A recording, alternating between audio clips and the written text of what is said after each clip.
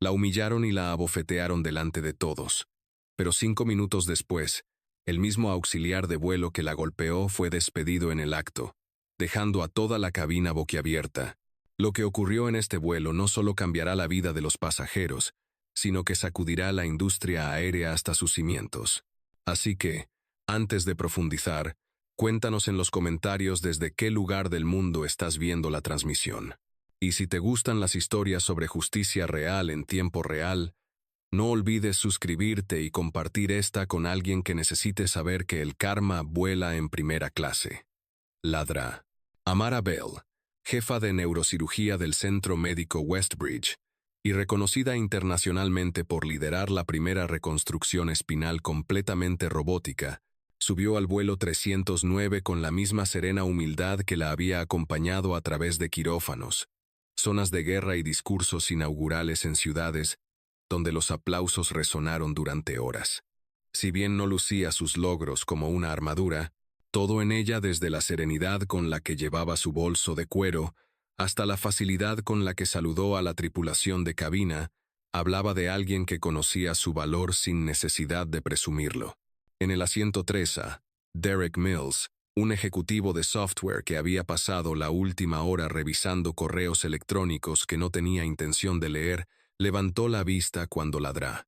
Bell se acercó a la fila con la gracia de quien nunca ha tenido que dar explicaciones a nadie. Aunque apenas lo miró mientras se ajustaba el cuello de su blazer azul marino y colocaba su equipaje de mano con identificación en el compartimento superior, Derek percibió algo diferente en esta mujer. Algo magnético, algo imponente, algo silencioso, pero inquebrantablemente presente. Mientras tanto, la azafata Monica Rains, retrasada tras un cambio de turno ajustado y ya irritada por un pasajero que había pedido pretzels sin gluten, avanzaba a paso rápido por el pasillo con una bandeja y actitud, haciendo malabarismos con las quejas de la clase turista y las amenazas veladas de su gerente sobre otro strike en su expediente. Así que cuando vio a Amara acomodarse en primera clase con una confianza reservada, algo en Mónica se retorció, no por el asiento ni por la sonrisa, sino por lo que Amara representaba, el tipo de éxito discreto que Mónica sentía que el mundo nunca les daba a las personas con su aspecto, a menos que tuvieran suerte o fueran ruidosas. La tensión comenzó sutilmente. Una pregunta sobre el orden de embarque, una respuesta cortante, un momento en que Mónica pidió volver a ver su tarjeta de embarque, aunque Amara ya estaba sentada, y mientras Amara simplemente le ofrecía su billete con una sonrisa que no le llegaba a los ojos, el tono de la azafata se agudizó, alzando la voz lo justo para que se oyera 2 filas más atrás, atrayendo miradas de quienes ya estaban observando con ese instinto tan humano de percibir cuándo se está formando una escena. No está en la lista, dijo Mónica rotundamente, aunque el billete decía claramente lo contrario.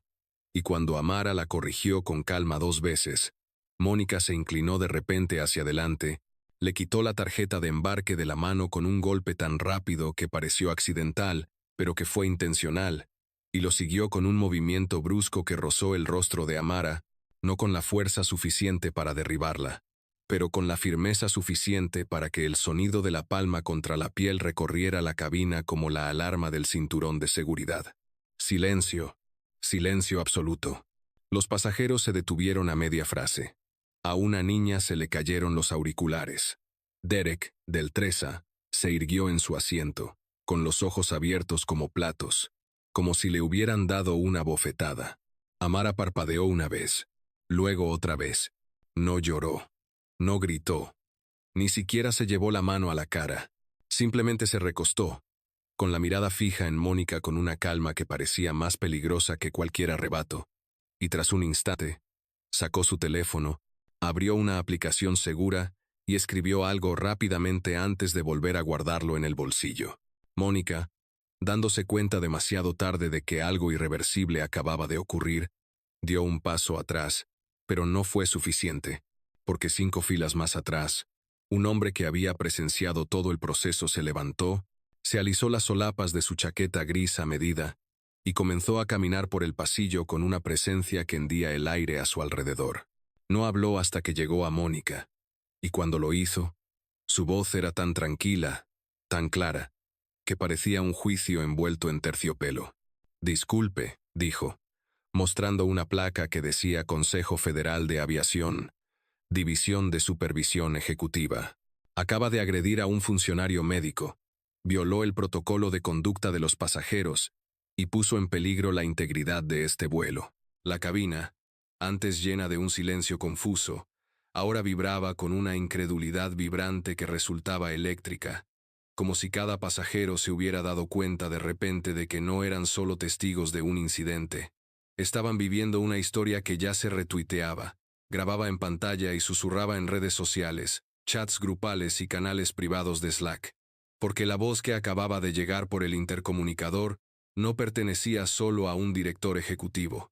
Pertenecía a Everett Tannerson, fundador de la aerolínea, un filántropo multimillonario y el hombre a menudo conocido como el Rey del Cielo, por su forma de transformar los viajes transatlánticos en un ecosistema de lujo sin interrupciones. Mónica Raines, con las manos temblorosas al alejarse de Amara, con la mirada fija en las cámaras, la tripulación y el agente de la ley que se acercaba con autoridad federal a cada paso, ya no discutía ni gritaba. Se estaba desmoronando. Porque esto ya no era solo una reacción exagerada a la queja de un cliente, sino un desmoronamiento frente al mundo entero. Y aunque intentó enderezarse, su voz tembló al susurrar. No sabía quién era. Pero ladrá. Amara Bell no respondió a la vacilante disculpa de la azafata. En cambio, cogió su teléfono, lo tocó una vez y se lo acercó al oído. Everett, dijo con voz suave pero inconfundiblemente controlada. Estoy bien, pero tenemos que hablar de otra cosa. El capitán Ronalds, ahora pálido bajo el ala de su sombrero, se acercó, consciente de que incluso él había sido degradado en autoridad en el momento en que Amara respondió a la llamada, pero fue lo suficientemente profesional como para asentir cuando Amara levantó un dedo, indicando que no había terminado. Mientras tanto, en el asiento 8A, un hombre con gafas de sol de espejo, un grueso libro de tapa dura en el regazo y sin un solo movimiento desde el embarque, se movió ligeramente por primera vez desde el despegue. Nadie le había hablado. Nadie lo había reconocido. Pero Gwen, la enfermera de la fila 11, que había estado observando todo con la mirada experta de alguien acostumbrado al triaje de traumas, notó el movimiento de su muñeca, la forma en que su pulgar golpeó la esquina de su reloj 2 veces. No una vez, no al azar, sino en un patrón que la hizo fruncir el ceño. 2 toques, pausa, 3 toques, un código militar. Abrió los ojos de par en par, y mientras Amara terminaba su llamada y se ponía de pie lenta y majestuosamente, como una mujer a punto de pronunciar su último discurso, Gwen se inclinó hacia el pasillo y le susurró al pasajero de enfrente. El hombre del 8A no es un viajero habitual. En ese preciso instante, el hombre del 8A colocó su libro boca abajo, y bajo la sobrecubierta no había una novela, sino un expediente, emitido por el gobierno, sellado, clasificado, altamente secreto.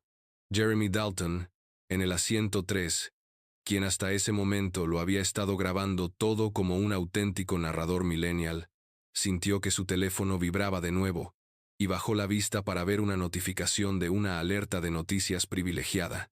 Doctora agredida en vuelo. Confirmada como Amara Bell, reconocida cirujana traumatóloga. Agentes federales involucrados. Enviada de salud de la ONU monitoreando. Y justo cuando leyó eso, el hombre del 8A se puso de pie y finalmente habló. Bell, dijo con calma, sin mirar a Mónica, sin saludar a nadie más que a ella. Me han asignado supervisar su seguridad desde Ginebra. Toda la parte delantera de la cabina giró. Se suponía que no volvería a volar en vuelos comerciales después del incidente de Nairobi. Continuó. Alguien manipuló el manifiesto de vuelo. Su nombre no debía aparecer. La expresión de Amara no cambió. Pero bajó la voz. ¿Está confirmado?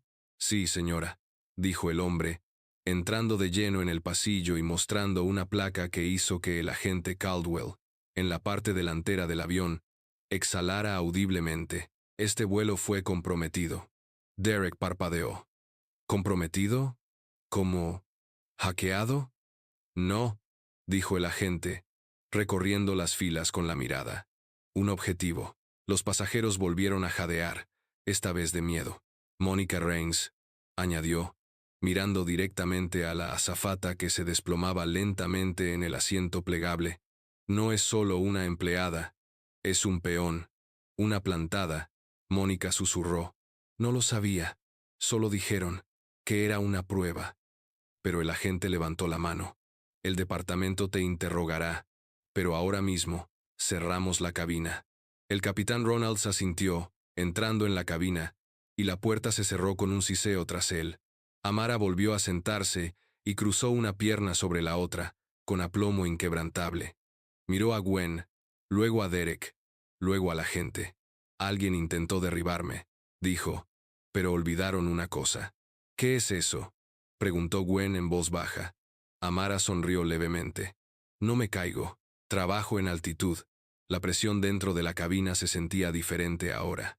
No por la altitud ni por la presión atmosférica, sino por el peso de la comprensión que caía sobre todos en primera clase, la comprensión de que no se trataba de un caso aislado de discriminación, no era solo una bofetada ignorante seguida de justicia corporativa, sino de algo más profundo, oscuro y mucho más deliberado. Alguien quería silenciar a Ladra, Amara Bell, y el avión que subió en busca de paz y privacidad se había convertido en el escenario de una emboscada camuflada en atención al cliente. Mientras los pasajeros permanecían atónitos, bebiendo bebidas que ya no les gustaban y mirando fijamente sus teléfonos que habían olvidado usar, el agente Kellan Ross, el hombre del 8A que acababa de revelarse como agente federal, se encontraba en medio del pasillo con su tableta, conectada a una señal satelital segura, que parpadeaba en verde de una manera que significaba una cosa para él y solo para él.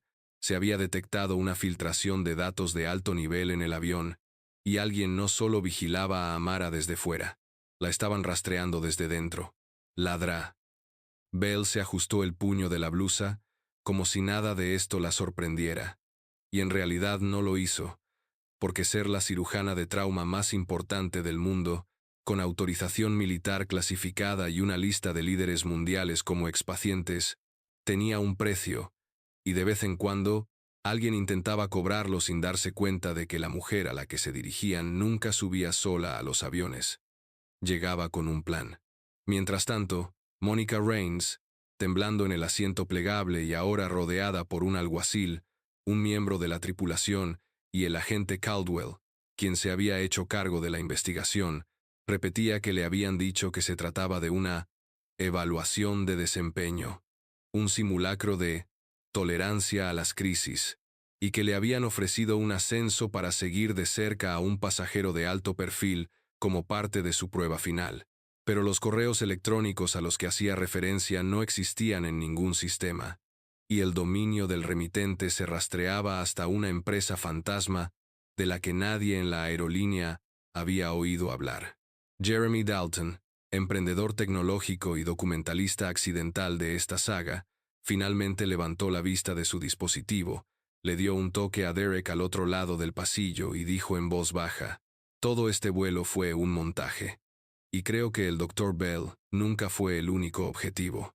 Todos se giraron hacia él. Jeremy inclinó la pantalla. Según el manifiesto de vuelo, dijo: «El asiento 4D estaba reservado para alguien llamado Tyrese Langston. Ese es el tipo que simplemente no se presentó. ¿Recuerdas?» Derek asintió lentamente. Sí. Incluso hicieron una última llamada para él antes del despegue. Gwen, todavía agarrando su tableta, añadió: «Pero nadie dijo que cancelara. Solo que nunca embarcó». Amara levantó la vista bruscamente. «¿Tyrese Langston?» La cabeza de Kellan se giró bruscamente hacia ella. «¿Lo conoces?» Amara juntó los dedos bajo la barbilla.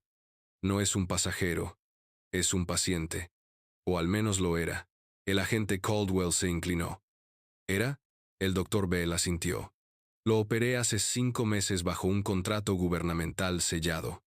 Le colocaron un implante neuronal cerca del hipocampo, vinculado a un programa clasificado de investigación de IA. Todos parpadearon. Kellan murmuró. Investigación de armas neuronales. Y entonces, de repente, desde la cocina trasera se oyó un grito. Una azafata, no Mónica, sino otra persona, estaba desplomada sobre un carrito, temblando violentamente, con los ojos abiertos, intentando articular palabra, y en su mano temblorosa llevaba una pequeña memoria USB medio derretida por el calor de un puerto sobrecargado, oculto bajo el calentador de café del carrito. El agente Ross llegó en 2 zancadas, apartándola, gritando pidiendo oxígeno, y al examinar la carcasa de la memoria, se quedó sin aliento.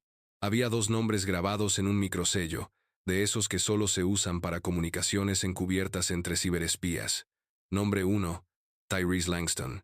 Nombre 2, Amara Bell. Toda la cabina se inclinó, metafórica y literalmente, como si incluso el avión reaccionara al darse cuenta. Esto no era solo una trampa, era una operación de transferencia, una carga encubierta, oculta en un avión comercial, diseñada para pasar de mano en mano a través del caos, disfrazada con la apariencia de perfil racial, para distraer la atención de la verdad. Alguien quería transferir información sin que nadie preguntara por qué. La cabina, antes llena de un silencio confuso, ahora vibraba con una incredulidad vibrante que resultaba eléctrica, como si cada pasajero se hubiera dado cuenta de repente de que no eran solo testigos de un incidente. Estaban viviendo una historia que ya se retuiteaba, grababa en pantalla y susurraba en redes sociales, chats grupales y canales privados de Slack. Porque la voz que acababa de llegar por el intercomunicador no pertenecía solo a un director ejecutivo. Pertenecía a Everett Tannerson, fundador de la aerolínea, un filántropo multimillonario y el hombre a menudo conocido como el Rey del Cielo, por su forma de transformar los viajes transatlánticos en un ecosistema de lujo sin interrupciones. Mónica Raines, con las manos temblorosas al alejarse de Amara, con la mirada fija en las cámaras, la tripulación y el agente de la ley que se acercaba con autoridad federal a cada paso, ya no discutía ni gritaba. Se estaba desmoronando. Porque esto ya no era solo una reacción exagerada a la queja de un cliente, sino un desmoronamiento frente al mundo entero. Y aunque intentó enderezarse, su voz tembló al susurrar. No sabía quién era. Pero ladrá. Amara Bell no respondió a la vacilante disculpa de la azafata. En cambio, cogió su teléfono, lo tocó una vez y se lo acercó al oído. Everett, dijo con voz suave pero inconfundiblemente controlada. Estoy bien, pero tenemos que hablar de otra cosa. El capitán Ronalds, ahora pálido bajo el ala de su sombrero, se acercó, consciente de que incluso él había sido degradado en autoridad en el momento en que Amara respondió a la llamada, pero fue lo suficientemente profesional como para asentir cuando Amara levantó un dedo, indicando que no había terminado. Mientras tanto, en el asiento 8A, un hombre con gafas de sol de espejo, un grueso libro de tapa dura en el regazo y sin un solo movimiento desde el embarque, se movió ligeramente por primera vez desde el despegue. Nadie le había hablado. Nadie lo había reconocido. Pero Gwen, la enfermera de la fila 11, que había estado observando todo con la mirada experta de alguien acostumbrado al triaje de traumas, notó el movimiento de su muñeca, la forma en que su pulgar golpeó la esquina de su reloj 2 veces. No una vez, no al azar, sino en un patrón que la hizo fruncir el ceño. 2 toques, pausa, 3 toques, un código militar. Abrió los ojos de par en par, y mientras Amara terminaba su llamada y se ponía de pie lenta y majestuosamente, como una mujer a punto de pronunciar su último discurso, Gwen se inclinó hacia el pasillo y le susurró al pasajero de enfrente. El hombre del 8A no es un viajero habitual. En ese preciso instante, el hombre del 8A colocó su libro boca abajo, y bajo la sobrecubierta no había una novela, sino un expediente, emitido por el gobierno, sellado, clasificado, altamente secreto.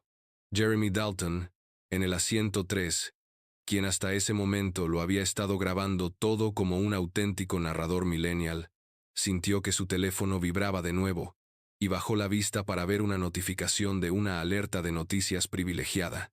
Doctora agredida en vuelo. Confirmada como Amara Bell, reconocida cirujana traumatóloga. Agentes federales involucrados. Enviada de salud de la ONU monitoreando. Y justo cuando leyó eso, el hombre del 8A se puso de pie y finalmente habló. Bell, dijo con calma, sin mirar a Mónica, sin saludar a nadie más que a ella. Me han asignado supervisar su seguridad desde Ginebra. Toda la parte delantera de la cabina giró. Se suponía que no volvería a volar en vuelos comerciales después del incidente de Nairobi. Continuó. Alguien manipuló el manifiesto de vuelo. Su nombre no debía aparecer. La expresión de Amara no cambió. Pero bajó la voz. ¿Está confirmado?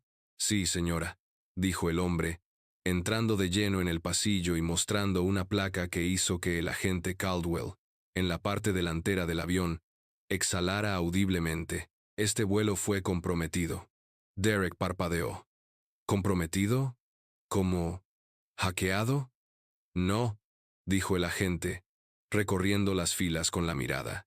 Un objetivo. Los pasajeros volvieron a jadear, esta vez de miedo. Mónica Raines, añadió, mirando directamente a la azafata que se desplomaba lentamente en el asiento plegable. No es solo una empleada, es un peón, una plantada. Mónica susurró. No lo sabía, solo dijeron que era una prueba. Pero el agente levantó la mano. El departamento te interrogará, pero ahora mismo, cerramos la cabina. El capitán Ronalds asintió, entrando en la cabina, y la puerta se cerró con un siseo tras él. Amara volvió a sentarse y cruzó una pierna sobre la otra, con aplomo inquebrantable. Miró a Gwen, luego a Derek, luego a la gente. Alguien intentó derribarme, dijo, pero olvidaron una cosa. ¿Qué es eso?, preguntó Gwen en voz baja. Amara sonrió levemente. No me caigo, trabajo en altitud. La presión dentro de la cabina se sentía diferente ahora. No por la altitud ni por la presión atmosférica, sino por el peso de la comprensión que caía sobre todos en primera clase, la comprensión de que no se trataba de un caso aislado de discriminación, no era solo una bofetada ignorante seguida de justicia corporativa, sino de algo más profundo, oscuro y mucho más deliberado. Alguien quería silenciar a la Amara Bell, y el avión que subió en busca de paz y privacidad se había convertido en el escenario de una emboscada camuflada en atención al cliente. Mientras los pasajeros permanecían atónitos, bebiendo bebidas que ya no les gustaban, y mirando fijamente sus teléfonos que habían olvidado usar, el agente Kellan Ross, el hombre del 8A que acababa de revelarse como agente federal, se encontraba en medio del pasillo con su tableta, conectada a una señal satelital segura, que parpadeaba en verde de una manera que significaba una cosa para él y solo para él. Se había detectado una filtración de datos de alto nivel en el avión, y alguien no solo vigilaba a Amara desde fuera, la estaban rastreando desde dentro. Bell se ajustó el puño de la blusa, como si nada de esto la sorprendiera, y en realidad no lo hizo, porque ser la cirujana de trauma más importante del mundo, con autorización militar clasificada y una lista de líderes mundiales como expacientes, tenía un precio, y de vez en cuando, alguien intentaba cobrarlo sin darse cuenta de que la mujer a la que se dirigían nunca subía sola a los aviones. Llegaba con un plan. Mientras tanto, Mónica Raines, temblando en el asiento plegable y ahora rodeada por un alguacil, un miembro de la tripulación y el agente Caldwell, quien se había hecho cargo de la investigación, repetía que le habían dicho que se trataba de una evaluación de desempeño, un simulacro de tolerancia a las crisis, y que le habían ofrecido un ascenso para seguir de cerca a un pasajero de alto perfil como parte de su prueba final. Pero los correos electrónicos a los que hacía referencia no existían en ningún sistema, y el dominio del remitente se rastreaba hasta una empresa fantasma de la que nadie en la aerolínea había oído hablar. Jeremy Dalton, emprendedor tecnológico y documentalista accidental de esta saga, finalmente levantó la vista de su dispositivo, le dio un toque a Derek al otro lado del pasillo y dijo en voz baja: «Todo este vuelo fue un montaje». Y creo que el Dr. Bell nunca fue el único objetivo. Todos se giraron hacia él. Jeremy inclinó la pantalla. Según el manifiesto de vuelo, dijo: el asiento 4D estaba reservado para alguien llamado Tyrese Langston. Ese es el tipo que simplemente no se presentó. ¿Recuerdas? Derek asintió lentamente. Sí. Incluso hicieron una última llamada para él antes del despegue. Gwen, todavía agarrando su tableta, añadió: pero nadie dijo que cancelara. Solo que nunca embarcó. Amara levantó la vista bruscamente. ¿Tyrese Langston? La cabeza de Kellan se giró bruscamente hacia ella. ¿Lo conoces? Amara juntó los dedos bajo la barbilla. No es un pasajero. Es un paciente. O al menos lo era. El agente Caldwell se inclinó. ¿Era? El Dr. Bell asintió. Lo operé hace 5 meses bajo un contrato gubernamental sellado. Le colocaron un implante neuronal cerca del hipocampo, vinculado a un programa clasificado de investigación de IA. Todos parpadearon. Kellan murmuró: investigación de armas neuronales. Y entonces, de repente, desde la cocina trasera se oyó un grito.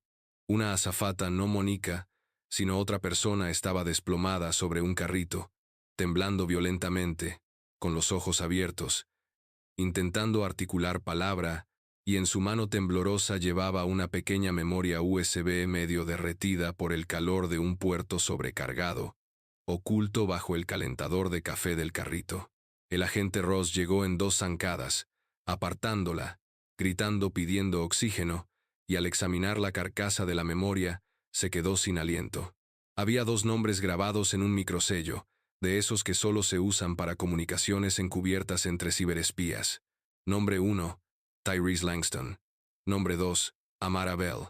Toda la cabina se inclinó, metafórica y literalmente, como si incluso el avión reaccionara al darse cuenta. Esto no era solo una trampa. Era una operación de transferencia. Una carga encubierta, oculta en un avión comercial, diseñada para pasar de mano en mano a través del caos, disfrazada con la apariencia de perfil racial, para distraer la atención de la verdad. Alguien quería transferir información sin que nadie preguntara por qué. Se giró para irse. Pero antes de hacerlo miró hacia atrás una vez. Ah, añadió. Y una cosa más. ¿Qué es eso? Su sonrisa era tenue pero llena de energía. Asciendan a Gwen Simmons a ejecutiva vitalicia. Ella me creyó primero. Gwen jadeó desde el pasillo. El director ejecutivo parpadeó. Dalo por hecho. Y entonces, justo cuando Amara entraba en el foco de 100 cámaras, Mónica Rains, todavía esposada en el asiento plegable, susurró para sí misma: pensé que estaba dándole a un don nadie, pero al otro lado de los altavoces, alguien, quizás una azafata, quizás Kellan, quizás el destino mismo, activó el intercomunicador y dijo con claridad: daste al futuro. Mientras los titulares empezaban a estallar: médico salva avión. No con medicina, sino con estrategia. Director ejecutivo de aerolínea se somete a la justicia de pasajeros a bordo. La parcialidad se encuentra con la brillantez a 10.65 metros de altura. Amara simplemente siguió adelante, ajena al ruido, envuelta en algo más grande que la fama. Dignidad, verdad, y una lección que viajó más rápido que la velocidad del sonido. Nunca subestimes a la persona más tranquila del avión, sobre todo si ella sostiene el bisturí que salva al mundo.